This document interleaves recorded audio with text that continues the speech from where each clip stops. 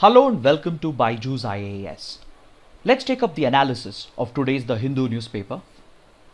On page number 1 and 11, The Hindu carries a very important interview with the United States Special Representative for Afghanistan, Mr. Zalmay Khalilzad.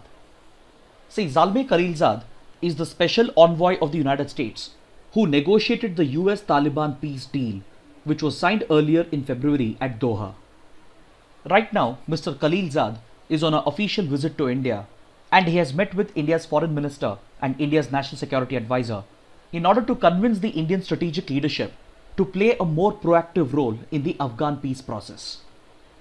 See, over the last couple of months, we have discussed that India has largely been excluded from the Afghan peace process by the United States. But in this interview, Mr. Zalmay Khalilzad has asked India to play a greater role in the peace process, and he has asked India to establish direct talks with the Taliban. So this development acquires significance for two reasons. One, the fact that Mr. Khalilzad chose to visit India despite the coronavirus pandemic highlights the significance of this visit. It shows that the United States is keen to encourage a greater role for India in the Afghan peace process. And second, this is the first time that the United States has publicly called upon India to directly negotiate with the Taliban. Basically, the United States is pushing India to negotiate with the Taliban in order to address its concerns. And this is a very significant development because for the last 2 decades, India has taken a principled stand to not negotiate with the Taliban, as it sees the Taliban as a terror group that is allied with Pakistan. So there are two things to understand over here. One, we need to understand the terms of the US-Taliban peace deal. And two, we need to understand why India has chosen not to negotiate with the Taliban. To quickly understand the background to the US-Taliban peace deal, we need to go back to 2001 when the 9/11 attacks took place. See, the 9/11 attacks were carried out by the Al-Qaeda, which was sheltered by the then Taliban government, which was in power in Afghanistan. So basically, the Taliban is a political and militant organization that was in power in Afghanistan between 1996 and 2001. So when the 9/11 attacks took place and US declared a global war against terrorism, the Taliban government in Afghanistan refused to cooperate, and hence the United States declared a war against Afghanistan as well. Subsequently, with the approval of the United Nations Security Council, the United States led a coalition of international forces and invaded Afghanistan and toppled the Taliban government. So since then, that is since the last 19 years, the United States has been locked in an insurgent war with the Taliban. After toppling the Taliban government, the United States had replaced it with a civilian government. But over the years, the Afghan civilian government has been losing its control over Afghanistan. Because over the years, the Taliban has managed to regroup and it has managed to take back control of nearly 70% of Afghanistan. So this in a way has made the return of Taliban to power inevitable. And upon this, the 19-year insurgent war between US and Taliban has led to a lot of American casualties. And hence, the war in Afghanistan has become increasingly unpopular back home in the United States. So both President Obama and President Trump have been looking to withdraw American troops and pull United States out of this war. But this would require the signing of a peace deal with the Taliban. So in order to work out a peace deal, the United States had to negotiate with the Taliban, the neighboring countries of Afghanistan, and other major global powers. And for this purpose, the United States had appointed Zalmay Khalilzad as a special representative for Afghanistan. Over the last few years, Mr. Khalilzad was negotiating with the Taliban and other countries by using Qatar as a neutral base. But during these negotiations, India had been excluded. The exclusion of India during these negotiations was for two reasons. One, India had a principled stand of not negotiating directly with the Taliban. Because as I mentioned, India sees the Taliban as a terror outfit that is backed by Pakistan. And two, the United States kept India out of these negotiations at the behest of Pakistan because Pakistan did not want India to play any major role in the Afghan peace process. So these negotiations proceeded over the years by keeping India out. And finally, the negotiators arrived at a peace deal which was signed in February 2020. But interestingly, the United States had invited India to witness the signing ceremony of this peace deal in Qatar. The important terms of the deal is that it provides for the withdrawal of American troops, and in return, it expects Taliban to give up violence and engage in intra-Afghan talks, which involves negotiations with other political players in Afghanistan in order to resolve the internal conflict and establish a stable government for the future. The peace deal also provides for the release of prisoners held by the United States, the Taliban, and the Afghan government. This deal has been welcomed by most of the global powers, including the neighboring countries of Afghanistan, the European Union, major powers such as Russia, China, etc. In fact, all these global powers have opened their own negotiations with the Taliban directly. So this in a way gives political recognition and political legitimacy to the Taliban, and it might open a way for the Taliban to return to power in Afghanistan someday in the future.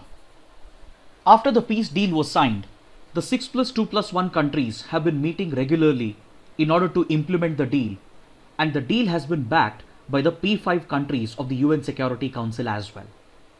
See, 6+2+1 refers to a grouping involving the 6 neighboring countries of Afghanistan, that is China, Iran, Pakistan, Tajikistan, Turkmenistan and Uzbekistan. Plus 2 over here refers to 2 global powers, that is the United States and Russia, and 1 refers to Afghanistan itself. As you can see, India, despite being a key regional player, has been excluded from this consultation process, and this presents a very tough diplomatic challenge for India, as it can have a significant impact on India's national interests. As we discussed, one of the reasons why India has been excluded from these negotiations is because India has a principled stand of not talking with the Taliban. Because India sees the Taliban as a terror outfit that is allied with Pakistan's ISI. In fact, developments over the last 20 years shows that this concern of India is a very legitimate concern. Over the last 20 years, the Taliban has been directly or indirectly supporting terrorism against India, and in most of the cases, it has done it at the behest of the ISI. If you look at the hijacking of Indian Airlines flight IC814, the Taliban sheltered and protected the hijackers after the flight landed in Kandahar. Then the Haqqani network, which is a faction of the Taliban, has carried out numerous attacks against the Indian embassy in Kabul, against Indian consulates in Afghanistan, against Indian interests and Indian projects in Afghanistan. The Haqqani network has carried out most of these attacks at the behest of ISI. The Taliban also has a history of sheltering and supporting various terror outfits such as the Al-Qaeda. It does have close links with anti-India terror outfits such as the Lashkar, the Jaish, etc. Then upon this, India is concerned that the Taliban has never respected human rights and democratic principles when it was in power, and back then the Taliban had tried to implement a rigid version of the Sharia law. So this track record of Taliban definitely poses a threat to women's rights and rights of the minorities, especially Hindu and Sikh communities residing in Afghanistan. So as a result of this hostility between India and Taliban, back in the 1980s, the Indian government had even covertly supported the Northern Alliance against Taliban. The Northern Alliance were a group of tribal militias operating in the northern parts of Afghanistan who were supported by Russia, Iran, India, etc. So it is this history of hostility between India and Taliban that keeps India away from the peace process. So after 9/11, when the Taliban government fell, India immediately rushed in to step up its diplomatic presence, and it extended complete support to the Afghan civilian government. Since then, India has invested billions of dollars in Afghanistan as a part of its reconstruction efforts, and it has sponsored the construction of the Afghan parliament, the construction of roads, hospitals, schools, hydroelectric dams, etc. And ever since the talk of a peace process began, India has been objecting to it because the United States was ready to bypass the Afghan civilian government and directly negotiate with the Taliban. India was opposed to this because India has always believed in an Afghan-led, Afghan-owned and Afghan-controlled peace process. According to India, any peace process should be driven by the civilian government and the people of Afghanistan, and radical outfits such as the Taliban should not be given any political legitimacy. But despite India's reservations, the United States and most of the other global powers have gone ahead and they have directly negotiated with the Taliban. So this is what brings us to the paradox that Mr. Zalmay Khalilzad has pointed out in his interview. See, India shares a historic and civilizational relationship with Afghanistan dating back to hundreds of years. Then over the last 20 years, India is very closely involved in the reconstruction efforts of Afghanistan. Like I said, India has invested billions of dollars and it has a very strong diplomatic presence. As a result of these projects, India enjoys a lot of goodwill and soft power in Afghanistan. But despite this, the paradox is that India does not play any role in the peace process and it is in no position to determine the future of Afghanistan. Now, even though India has welcomed the peace deal, it does have a legitimate set of concerns. And these concerns have been pointed out by the Indian side to the Special Representative of United States for Afghanistan. India's biggest concern is that the peace deal does not place any commitment on the Taliban to end violence. India is also concerned that the peace deal does not commit the Taliban to constitutional principles and democratic values. So India is worried that once American troops withdraw and once Taliban comes to power, it might again nurture anti-India terror outfits on Afghan soil and it might extend support to Pakistan's proxy war against India by using Afghan soil. So the return of radicalism and extremism to Afghanistan is India's biggest concern, and this is what keeps India away from directly negotiating with the Taliban. But most strategic experts agree that this approach of India towards the Taliban is not pragmatic and it is too idealistic that defeats India's own national interests. Because see, as we discussed, India does have legitimate concerns with regard to the return of Taliban to power. But this cannot be a reason for not directly negotiating with the Taliban in order to protect India's national interests. See, as we discussed, other countries such as Russia, China, Central Asian countries and even Iran, even they are concerned about the spillover of radicalism and terrorism from Afghanistan into their respective countries. So in order to address this concern, what they did was they directly negotiated with the Taliban. They recognized the Taliban as a legitimate political player in Afghanistan, and by directly negotiating with the Taliban, they have secured their respective national interests. But India, on the other hand, has stayed away from negotiating with the Taliban, and instead it has relied upon external players such as the United States and United Nations to protect its national interests.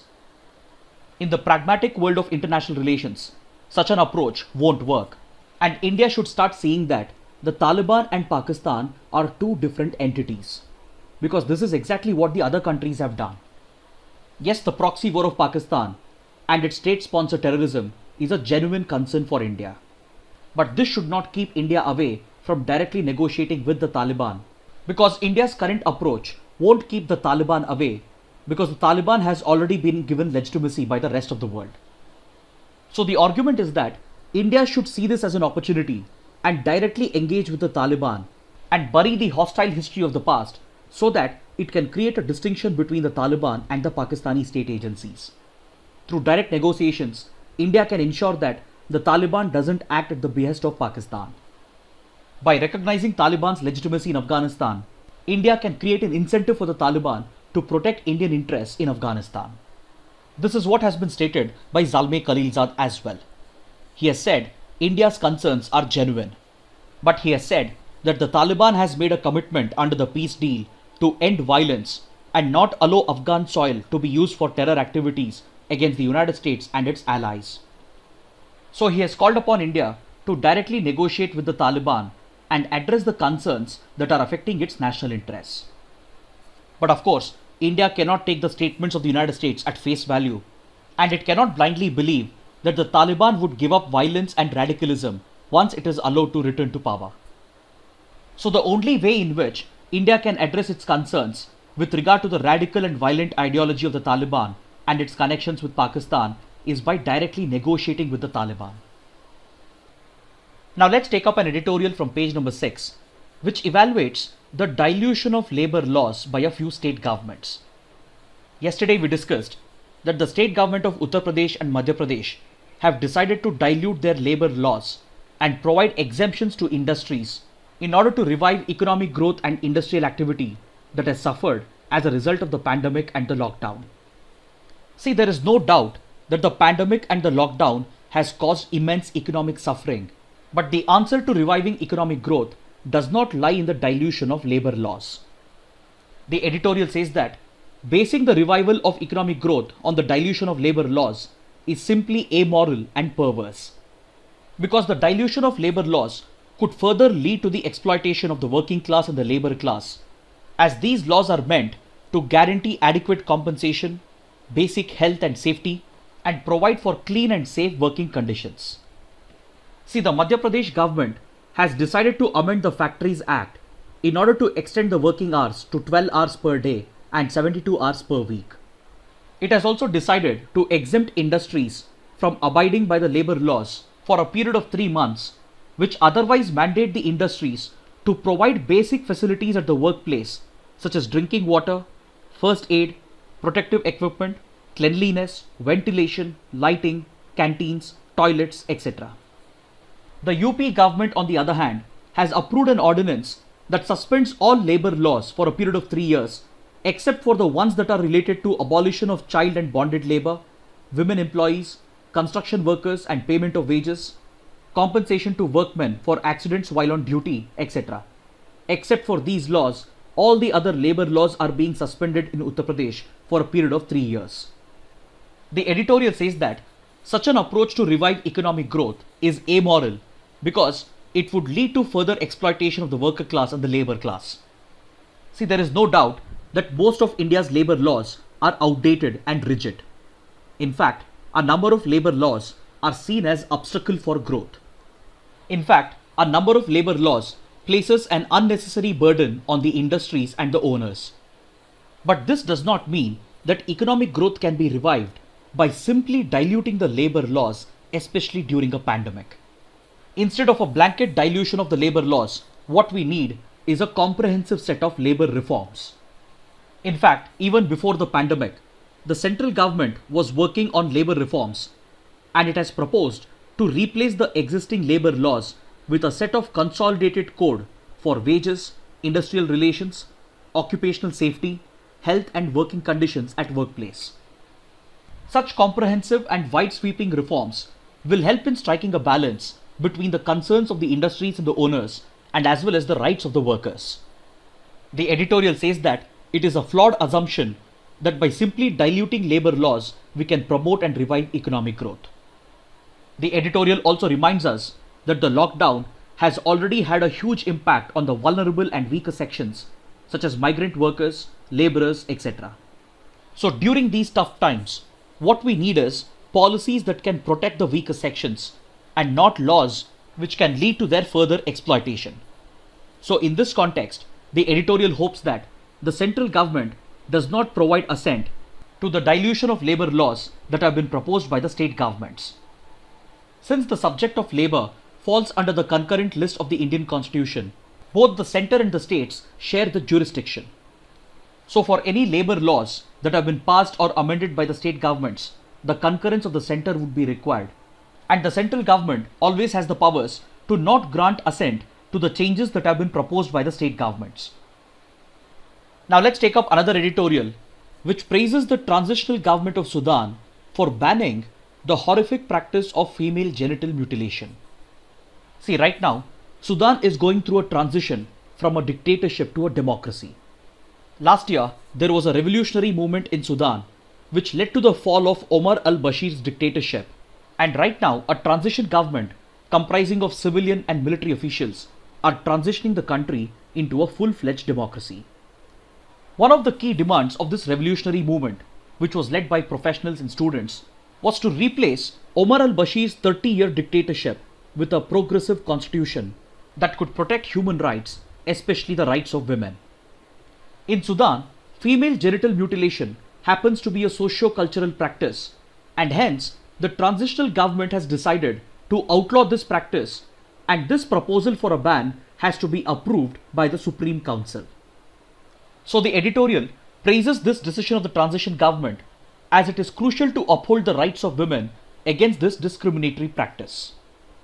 See, the United Nations, the World Health Organization, and as well as various other NGOs and global institutions, they consider female genital mutilation as a discriminatory practice against women. Even to this day, female genital mutilation is practiced across many cultures in Africa, Asia, and the Middle East. Under this practice, the external genitalia is removed on non-medical grounds. This orthodox socio-cultural practice is carried out in a number of cultures in the name of rituals, customs, and religion, even though no religious text advocates female genital mutilation. This inhuman practice is seen as an attempt of orthodox societies and cultures to exercise control over a woman's sexuality. Medical experts agree that the practice of female genital mutilation has a long-term impact on a woman's health and as well as on her emotional and physical well-being. Medical research has shown that the practice of female genital mutilation can actually lead to severe infections of the urinary tract, and it can inflict emotional trauma and as well as affect the sexual and reproductive health of women. Hence, eradicating this orthodox socio-cultural practice is seen as a progressive goal in modern democracies. But one should always remember that a legal ban alone may not be sufficient to bring an end to cultural practices. So along with a ban, what you need is very strict enforcement. For example, if you look at countries such as Egypt and Kenya, even they have banned and criminalized female genital mutilation. But despite the ban, the practice continues in these countries due to lack of enforcement. This development is relevant for India as well, because female genital mutilation is practiced in India by the Dawoodi Bohra community, and there is no specific law in India which bans female genital mutilation.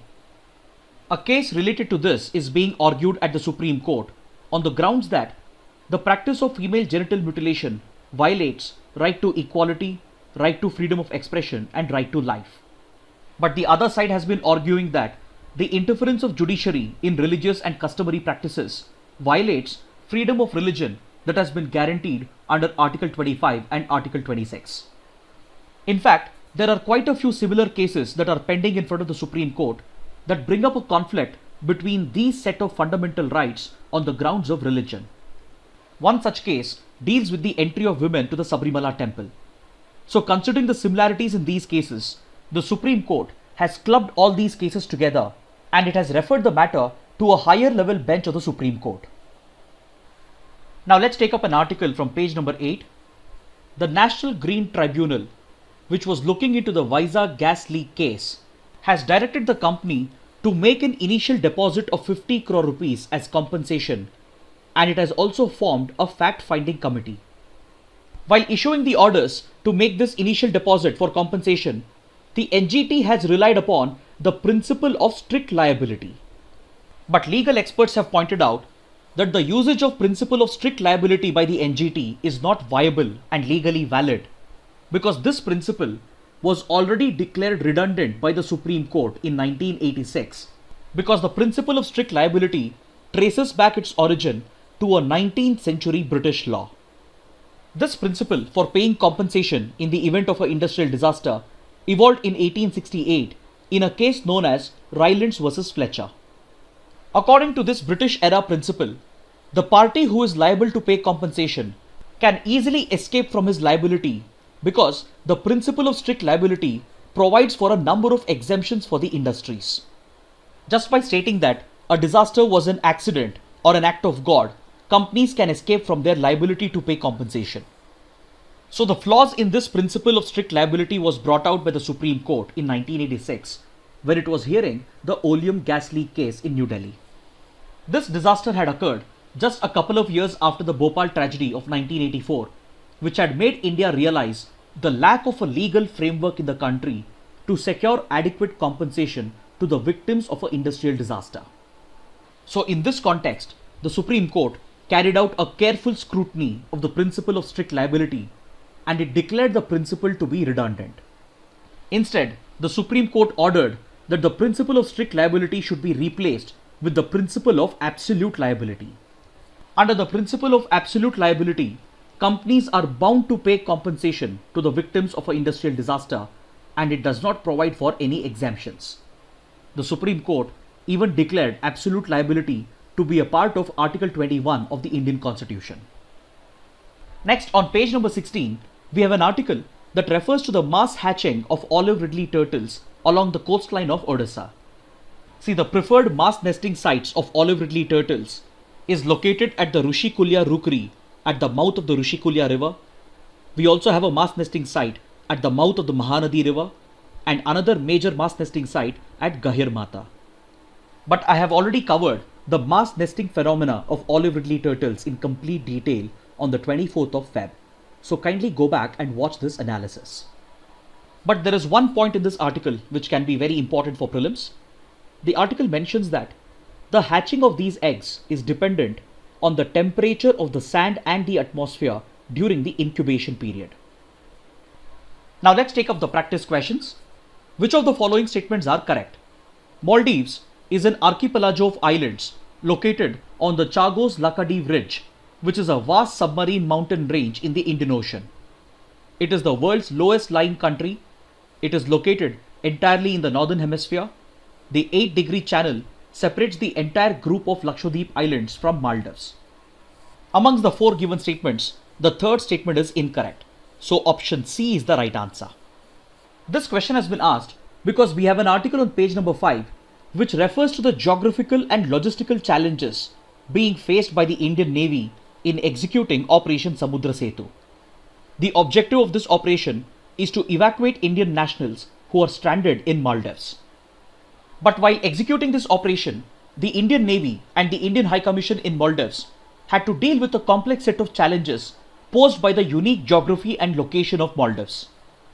See, Maldives is made up of hundreds of islands known as atolls that are spread over the Indian Ocean. Out of these hundreds of islands, only 200 of them are inhabited, and the Indian mission in Maldives had to ensure that Indians who are stranded in all of these islands are brought together at the capital of Maldives. These atolls constitute an archipelago of islands that are mostly built on coral reefs.